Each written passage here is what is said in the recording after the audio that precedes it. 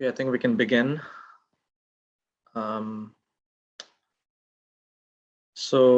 Hi everyone, and welcome to the second in our series of IGC webinars that will provide information to potential applicants on the types of research proposals that we're going to be looking for. We hope that these information sessions will give you a better sense of our expectations on what an ideal research project looks like. They will also present information on our key areas of focus, our model for influencing growth policy, and on how to construct competitive research proposals. So I'm Shahid Wazirali. I'm head of the research program at the IGC, and today I'm very pleased to welcome Chris Woodruff, Professor of Development Economics at Oxford, and also Research Program Director at the IGC. Chris will be presenting today on how to construct a competitive research proposal.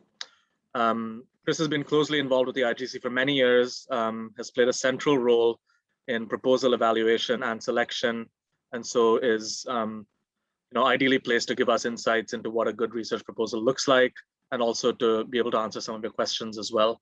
So we have about 45 minutes, which will hopefully leave some time at the end for questions from the audience. We encourage you to ask as many questions as you want. So please, if you have a question, do type it out in the Q&A box at the bottom of your Zoom screen.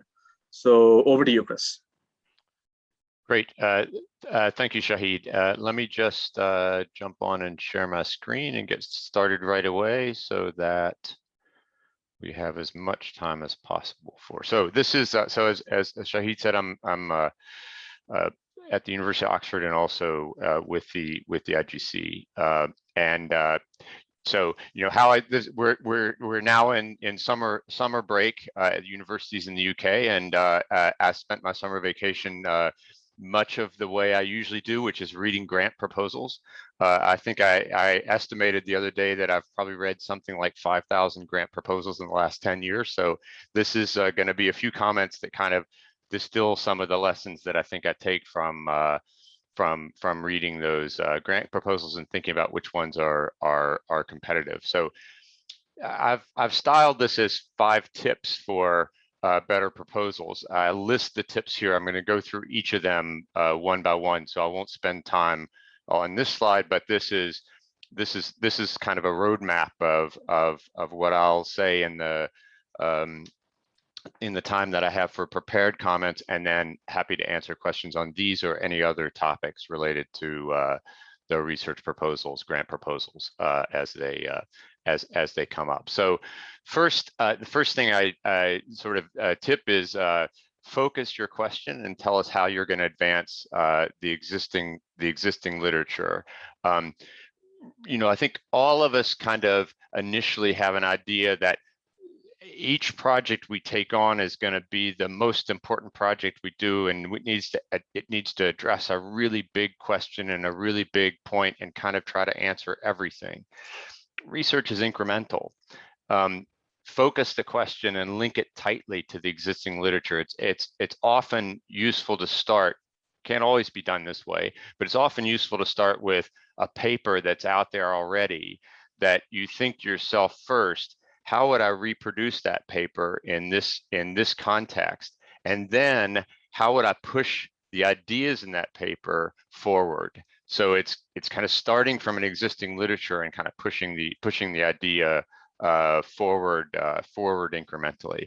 You're part of a team, even though you don't know who your teammates are, because it's all the other researchers out there, the community that's out there, but you don't have to answer all the questions yourself. You're contributing to a conversation. I think a way to think about what the research is it's a conversation among people, sometimes that we don't even know, but that we communicate with through research papers, through the research itself. In the proposals, the first impressions are going to matter a lot. Typically, reviewers are reading many proposals. In the initial paragraphs, they'll get a sense of whether they think this is a competitive proposal or not, and they may very quickly decide that that this is an important question and a well-framed question and a well-framed project, and then they're going to focus much more on understanding the rest of the proposal, and they won't miss things that you have later in the document. So these initial paragraphs that tell us why the topic's important and how the project is going to advance the academic literature, how it's going to advance, how it's going to fit into the research literature. Very important because it sets the frame of mind of the reviewers for the proposals. So which is more compelling? You know, here are a couple of sort of initial kinds of questions that people put in proposals. So the first proposal is, what are revenue drivers for traders in the informal sector? What are self-employment skills and employment? What self-employment skills are important in fostering the success of informal traders? So that's one proposal that came in. Another, what's the relationship between management practices and productivity, employment, and growth in the remaining provinces of Pakistan that have not been so far accessible to researchers, and what's the impact of management practices on productivity, employment, and growth? So I'm going to say, now this is only the questions, of course, there's the rest of the proposal that comes in, but the second proposal has much more specific, much clearer, much more focused questions that are likely to be seen by researchers by reviewers in the context of the rest of the proposal as more manageable in a given research project, and therefore likely to be a better project.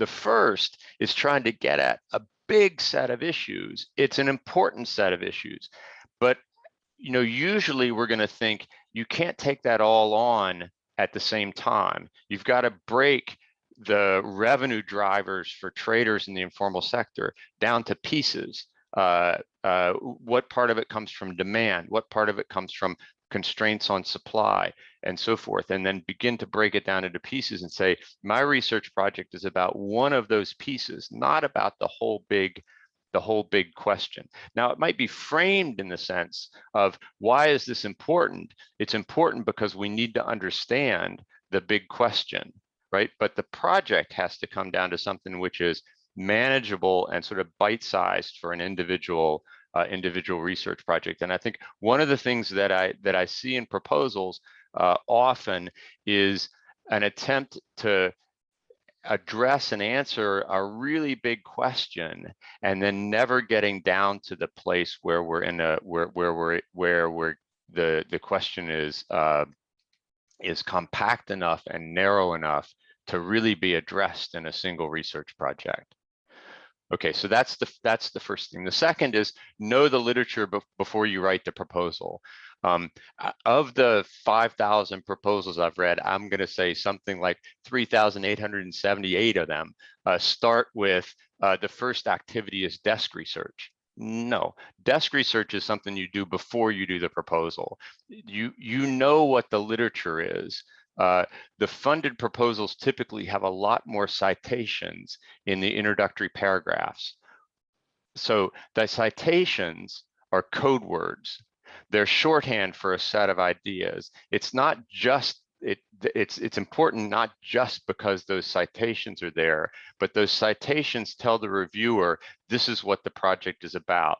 They also tell the reviewer this is somebody who understands the literature. So here's an example of a introductory paragraph that I think is reasonably good, and I'll say why I think this is a good paragraph. So I won't read the whole thing, but notice, it comes down, selective case studies and collecting systematic and reliable data show that firms are managed in order to empirically investigate a relationship between management and performance, a cite to Bloom et al. Later cites to earlier literature on performance of firms across countries, and then more recent literature on a relationship that might be causal. Now, this is a proposal from several years ago, so this literature is not as old as it seems. This is a proposal from 2017 or so. It's it's citing current literature. It's also citing the classic literature in within an area. That reassures the reviewers that the PIs are knowledgeable about the broader literature that their work is fitting into. And I think that's important. So what's important about this? One is the citations are code words they put in people's mind, in the reviewer's mind. Here's what the project is about. Here's how it's going to fit into the existing literature. Here's why it's important. The second is the second key thing that this link to the literature does is reassure the reviewers that the proposers, the researchers making the proposal, are knowledgeable about the literature. They understand how their work is going to fit into this conversation, how it's going to incrementally advance what we know, and that's reassuring and crucially important when reviewers are looking at proposals. Third, pose a question your data will be able to answer. So usually for policy relevant questions, we want to be able to make some kind of causal claim. The policy causes some outcome, right? So, you know, for example, in the area of firms where I work, we might ask whether incubators, accelerators cause faster growth of firms. Do they lead to faster growth of firms? That's a question that has to do with causality. Our data, if we're going to claim that the project is going to answer that question, our data needs to be able to address a causal relationship between the accelerators and growth rates of firms.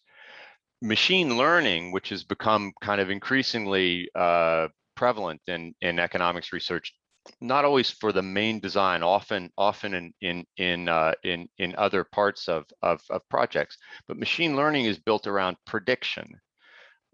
There, you know, we might ask, which entrepreneurs are most likely to succeed? What are the characteristics of entrepreneurs that make them likely to succeed? That's not a causal question. That's a question that can be answered with simple correlations. But suppose I run a regression which has, you know, some sort of return on the left-hand side, some sort of outcome variable on the left-hand side for a firm, and the schooling of the entrepreneur on the right-hand side.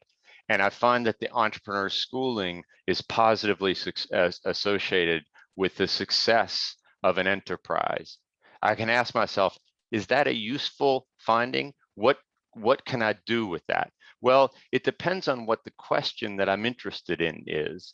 If an accelerator wants to pick winners, if a firm wants to hire the best employee they can hire, should they choose more educated applicants? Well, if this is if that correlation is there, if schooling predicts the outcome, then that might be enough for that kind of question. If a policymaker is deciding how they should allocate budgets and should they invest more in schools, and you want to use this regression to say, look, schooling has a positive effect on the outcome of enterprises, therefore you should invest more in schooling. That's a statement about the causality of schooling on outcomes in the firm.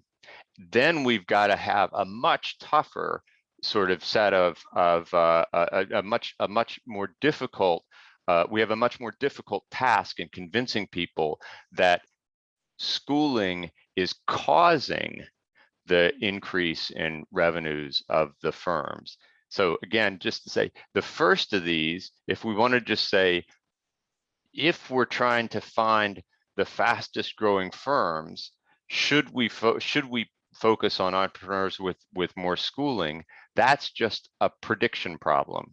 And if we've got a correlation between schooling and returns, that may be enough to answer that question.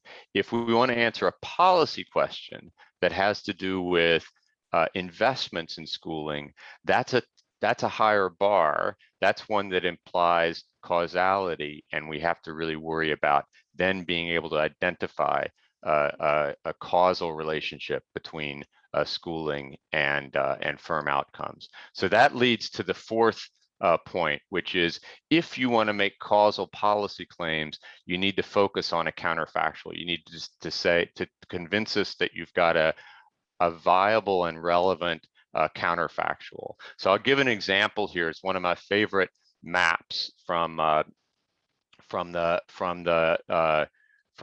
history of evaluation, I guess. A very early example, the power of the counterfactual, comes from a report by John Snow, who's sometimes referred to as the father of epidemiology.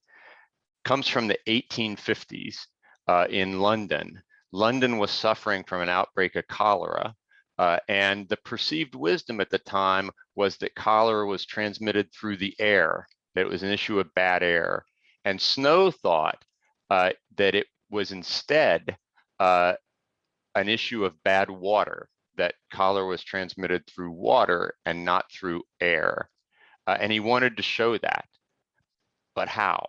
How can he show that? Well, here's a map of South London. That's the, if I got the thing here, this is the River Thames. And so this is south of the River Thames. And it turns out there were two water companies that supplied houses in this part of London at the time. And again, this is the 1850s.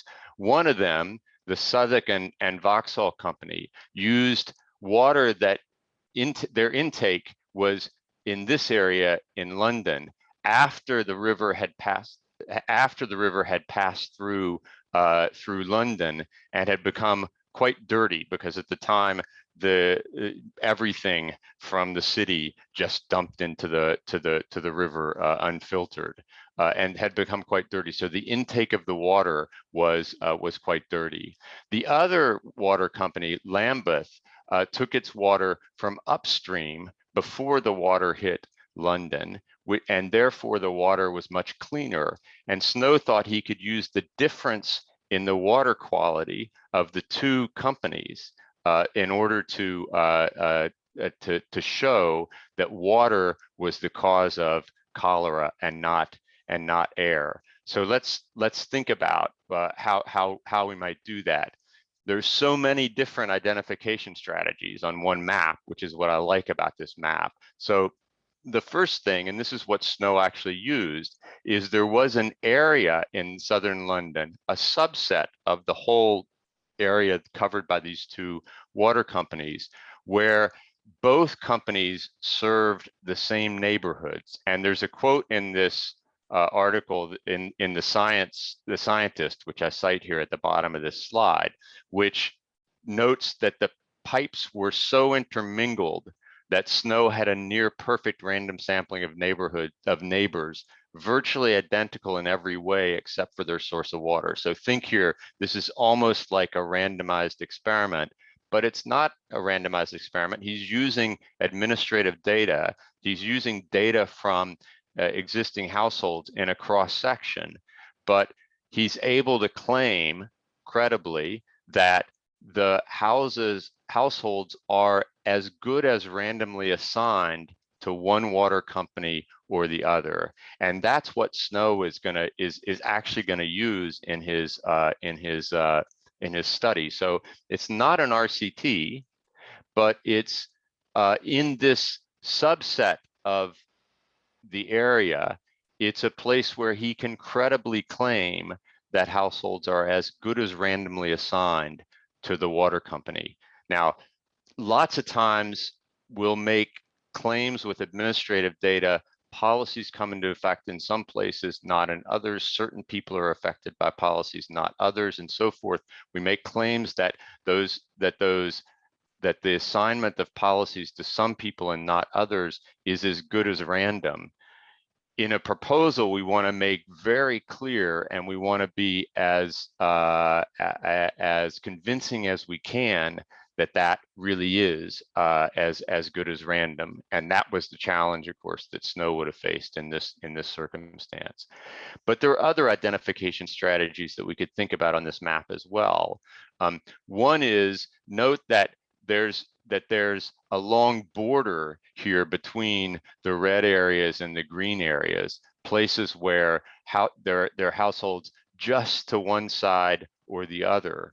And that sort of raises the possibility of a strategy like regression discontinuity, where we compare households just on one side of this border with households just on the other side of the border. So again, using administrative data, not relying on a full randomized experiment, we still might be able to come up with a convincing a strategy for identifying a counterfactual for the Southwark and Lambeth water companies, counterfactual households, one for the other. Third, we might ask ourselves, wait a minute, either of these strategies seems like it's throwing away a lot of data. Look how big the green area is and the red area is. The first strategy is focusing only on this small part of southern London. The second strategy is focusing only on the border areas between the two water companies. Again, a small part of the whole area. Why throw away all that data? We've got lots more people, lots more households, lots more data available in these other areas.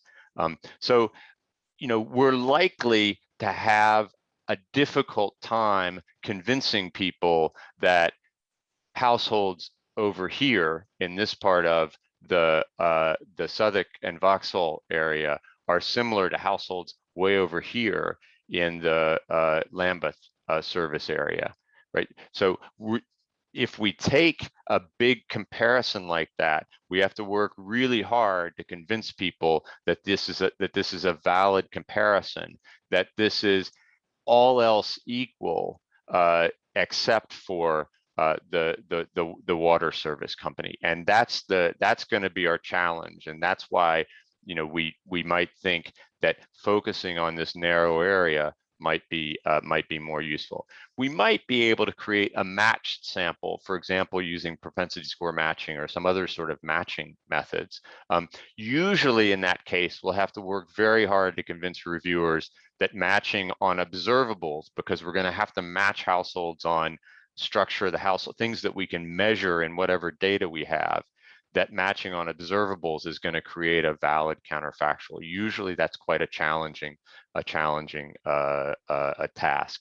But I use this, and as I say, I like this map because it allows us to think about lots of different identification strategies. Which of those identification strategies is right for your research projects depends on the context of your own data, but it's very important that you're convincing, if you are making causal claims, that you're convincing to reviewers that you've got a valid counterfactual, that your method for selecting the counterfactual produces a counterfactual where the only variation is the variation in the treatment that you care about and the policy that you care about. So an example, learning about microcredit, the Grameen model's been around now for 40 plus years. The effectiveness of microfinance has been tested in lots of different ways. Initially, it was tested, and often you still see aid agencies and so forth doing testing where they're just comparing borrowers to non-borrowers. Maybe they're doing some sort of matching with propensity score matching or something along those lines, but they're comparing borrowers and non-borrowers. Very difficult, very challenging to do this. Borrowers are almost always different from non-borrowers, both in ways that we can measure and ways that we really just can't measure in unobservables. There's some reason that two people who are nearly identical who are identical in observables, there's some reason that one of them chose to borrow money and the other chose not to borrow money.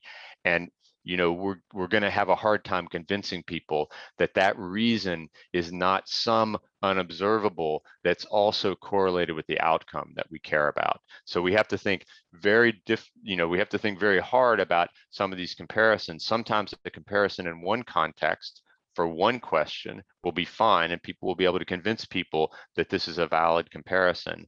And in other contexts, it won't be. It'll be very difficult. And I think one of the things that I've done some work on returns to capital and thinking about lending and capital, very difficult to identify a counterfactual in observational data in this area, because unobservables are just clearly at the front of everybody's mind when they're reading your proposal, and they're gonna wonder that you're able to do that. So another approach, and this is something that USAID used as a standard evaluation method for a long period of time, was to compare repeat borrowers with first-time borrowers. And so I can, the first-time borrowers, if I ask them about outcomes over the previous year prior to borrowing, and I ask repeat borrowers about the same year, but that was a year in which they did borrow, I have a comparison between borrowers and first-time borrowers. Again, quite difficult to make this comparison. One problem is dropouts. Typically in MFIs, about 60% of the borrowers choose to borrow a second time, and some 40% drop out. We may not be able to find that 40%. And even if we can find those 40%, we might wonder why some people borrowed one year and others waited until the following year. So we have time varying unobservables, for example, that might be affecting the timing of when somebody borrows, that again are going to be difficult to convince reviewers that we've got a valid counterfactual. So this kind of brings me to the fifth and final point, that sometimes a lot of data is not enough. Proposals often will say, I'm going to gather survey data, I'm going to collect survey data, I'm going to do, they show us that they've got a perfectly random sample of enterprises given a population of enterprises, or a perfectly random sample of households given a population of households. But that's often not enough. The initial attempts at measuring the impact of microfinance were very clever, but in the end, they weren't very convincing. And we may never be able, as I say, this is an area where unobservables are always going to somewhat overwhelm us. We may never be able to measure all the reasons that one person borrows. What we need is the right data and not more data. And so, it's useful, even if you're not going to do an RCT, and lots of very good research projects are not RCTs. But even if you're not going to do an RCT, it's useful to ask yourself, what would the perfect experiment be to answer my question? That experiment might be too costly to run. It might be unethical to run. It might be just infeasible to run. But it's still useful to kind of put in your mind, what would that experiment look like? And now let me back up and show you what my actual data look like, and why my actual data map pretty well to that perfect experiment. And where they don't map to the perfect experiment, I'm going to be able to identify those threats to identification that come from that. And I'm going to try and convince you that those are relatively minor, in the scheme of things, and minor relative to what we learned from the data as the data are. So a useful mechanism, at least for discussing what the problems are, what the challenges are that you face, is to think about the perfect experiment and then back up to what your data are and say, here's how my data would compare to the perfect experiment. Here's where they fall short, and here's why I think that where they fall short is not so important. And again, this is the art of convincing somebody that's the case. One last thing, and then I'll close up. One of the better attempts at evaluating the Grameen micro lending early on was to use a rule that Grameen had, that households were only eligible to borrow if they owned less than half a hectare of land. And so we have this cutoff of households exactly around a half a hectare, where those under half a hectare are eligible to borrow and those above half a hectare are not. And again, we have a regression discontinuity potential here that we could compare households with 0.49 hectares of land and 0.51 hectares of land. The first is eligible, the second is not. They're not very different, and therefore maybe this is a valid comparison. I won't go into the details, but there's a back and forth between Pitcairn and Jonathan Murdoch about whether this is it gives us a valid comparison or not. It turns out that Grameen wasn't very careful about how they wasn't very precise about how they implemented the half hectare rule, and so we worry that certain types of households are able to get loans even though they're above half a hectare, and others are not able to get loans even though they're below. That discontinuity may not work quite as well as it seems like it would. But again, this is an example of a case where we say, we can think about lots of different ways of getting data. This is one that's perhaps somewhat more promising than some of the other ways to get data. So more recently, we've of course had several randomized control trials on microfinance that have allowed us to get an answer to at least some question, at least a question about the value of microfinance at the margin. So let me wrap up here. I'll just put back up the five areas that I've focused on in terms of making a proposal better and more convincing. But I think I want to end with going back towards the beginning to say, just remember that research is incremental, that you don't have to answer every question in one proposal. You want the proposal to be focused on a question, on a very narrow question, and then you want to be able to convince people that narrow question is an important question, and the way to do that is to link the question to the to the literature to show us that this is going to advance the literature, if only incrementally, but it's going to advance the literature. So let me stop there, and I'm happy to take questions. Thanks so much, Chris. That was super interesting. And I think will be really useful as people put together their proposals. So we have a few questions from the audience, and then I'll probably direct a couple others to you as well. So we have a question from Oluwasola Omuju. We have a couple of questions from her. The first one is, does the IGC mostly fund projects that use causal impact approaches? Are there opportunities for studies that simply examine correlation between some variables rather than causal relations? So I would, I'm trying to, if I think about the things that IGC's funded, I would say more often than not, they involve some claim of causality because we're interested in answering a question about a policy, the effectiveness of a policy. But there are important exceptions to that, and I think there are places where we know so little about a given question, and that question may be quite important for understanding policy, understanding the context of policy, that someone can make a case that that correlational studies are useful. I like that. If I had more time, I'd go into more examples of this, but there are, I often tell students that I teach that there are interesting correlations and there are correlations that are not interesting. A correlation, again, that to use an example we just talked about, if I compare borrowers and non-borrowers and show you that borrowers have higher changes in sales, that's not interesting because there's so many reasons why that is, and it's sort of everybody's going to jump and say, but look, they're unobservables, they're things that you're not controlling for.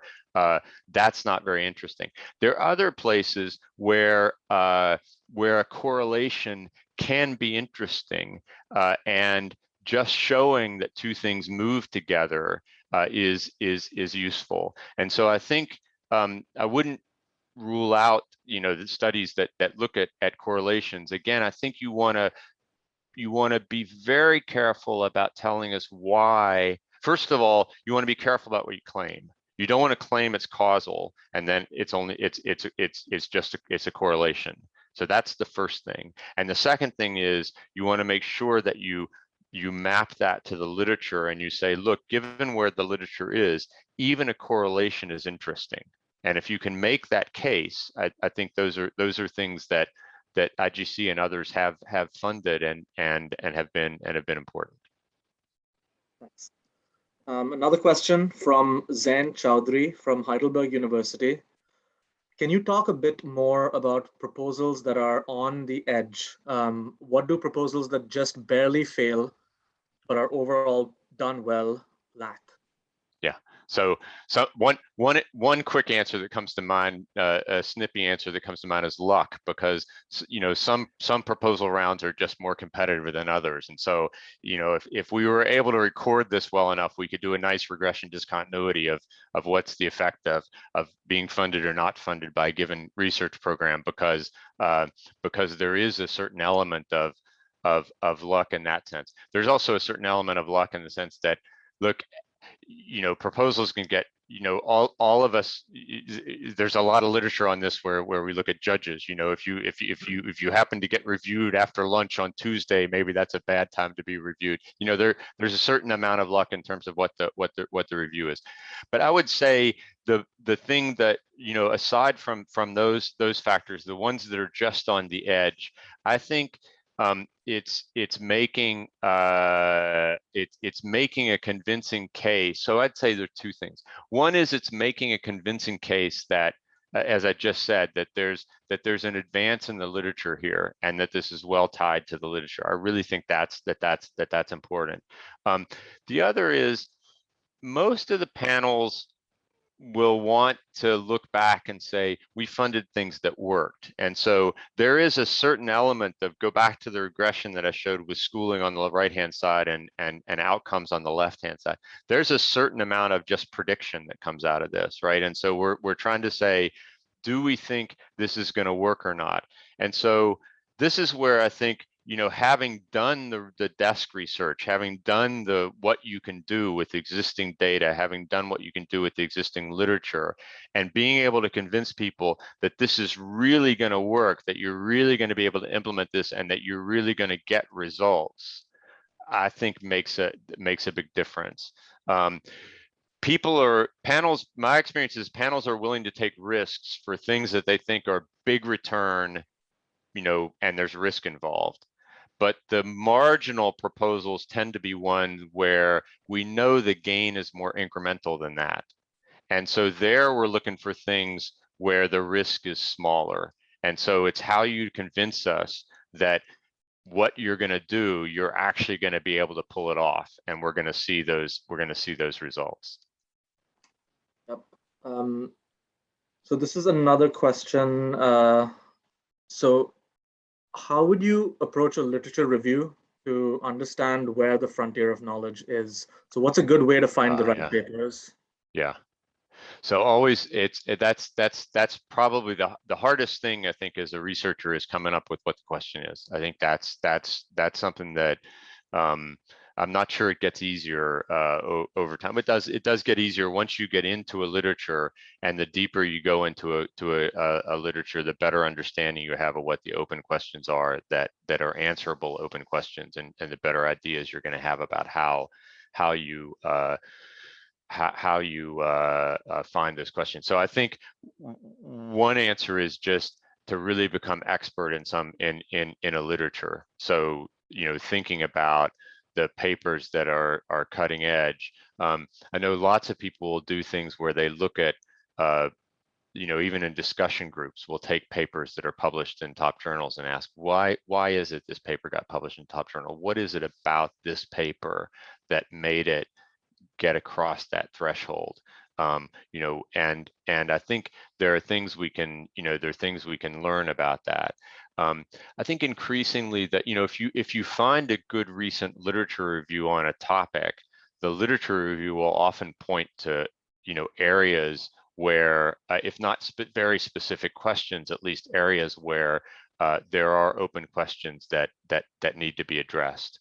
And I think often, if I think about literature reviews that I've been involved in writing or that I've been involved in reviewing, those areas come from, puzzling, somewhat contradictory results in the existing literature. One one set of papers.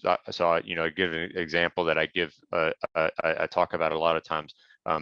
The work I've done with others on returns to capital shows quite high returns to capital. The work we see on microfinance initially showed quite modest returns to microfinance. That's sort of a puzzle. Why is that? And there's been a lot of work in recent years that have really been kind of at that threshold, trying to understand that. What is it about the model in microfinance that leads to results that are different from what we see when we drop capital on firms? And it's that puzzle in the literature that then leads to a bunch of questions that people figure out ways to unpack. And again, it's not taking on the whole question at the same time. It's taking on one aspect of it and trying to unpack that puzzle. But I think that comes from kind of, saying I'm gonna become expert in this area and really focusing on the literature. Maybe Daron Acemoglu can just pick up a paper and say, oh, here's the question that needs to be answered. But there are not many of us that can do that, and I think it really comes from instead having an expertise in an area and being able to find these puzzles and then ways to make progress on the puzzles. So we've received a few questions on policy impact. I'm going to try and kind of summarize it into one question.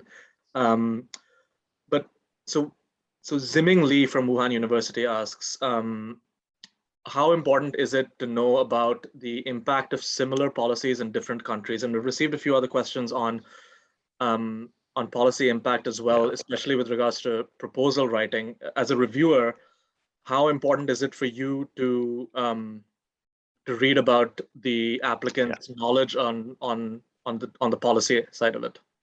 So that's a really interesting question, and I think IGC in some ways is different from a lot of funders, a lot of grant organizations, grant funds in this regard. That when I think about the academic panels that I'm on, when I do reviews, when we do reviews at in other places where it's a more purely academic group,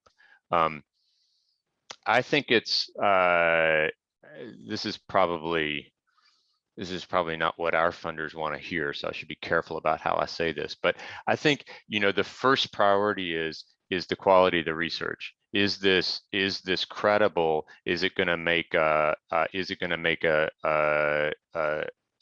contribution to the academic research and the academic research literature? Now, that's important even for policy, because there's the old joke about, we talk about evidence-based policymaking, and people will joke, well, sometimes it's policy-based evidence making. I mean, policymakers will go out and find the study that happens to fit their priors, and then use that to justify what they wanted to do anyway.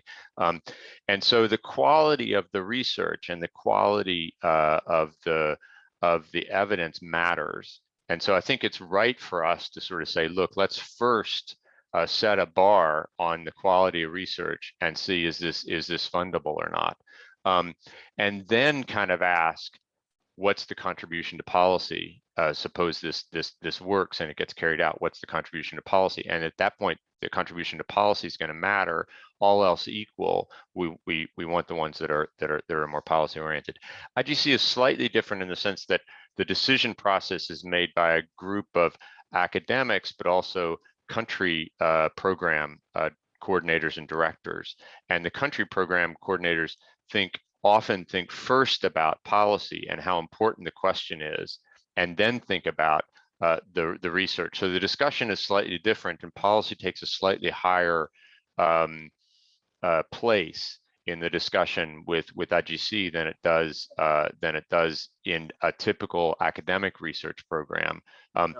I think we still have to say, look, it's got to be credible, or else it's not worth doing, because it's not going to give us good policy. It's not going to result in good policy advice. But I do think in IGC it carries, the policy carries somewhat more weight. Yeah, agreed. Okay, we're going to have to do a hard stop at 1:45 because. Okay. So anyway, I want to thank everyone for attending. I hope you found this useful. A big thank you to Chris as well for taking the time to do this. Just a reminder to let everyone know that we will be opening a call for proposals in the autumn, directed primarily at PhD students and early career researchers. We also have 2 more webinars coming up, one on policy engagement and co-generating research proposals on the 19th, that's tomorrow. So I'd encourage all of you to attend that. And then a final one that's focused specifically on the IGC research proposal application form and kind of what we expect on each question.